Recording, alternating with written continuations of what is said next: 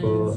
Congratulations. Kasi alam natin from PBB yung gap between PBB and Avenues of the Diamond. Meron ding time na wala masyadong projects or ano. Iba talaga yung boost na nabigay din. Ano.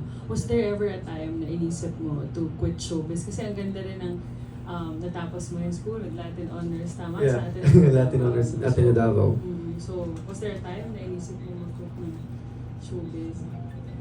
So yeah, it was a very long 6 years because 2019 yung nung nag-PBB ako, and yung pagkalabas ko, there's this like instant feeling. I'm sure all the housemates would agree with me. Na hindi celebrity housemates yung mga talagang regular housemates. I would say that they would agree with me. Pagkalabas mo, oh, artista na ako.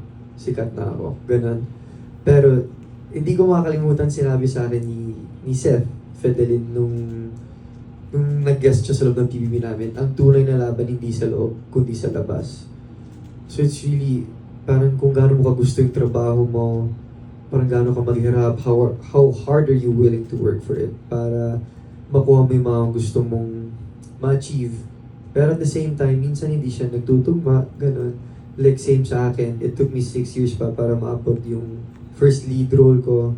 So it was really a matter of patience. And yes, I actually wanted to, me and my mom and dad were thinking of like quitting showbiz, and I was actually thinking of pursuing a career in basketball again. So ganun ako ka-passionate dati.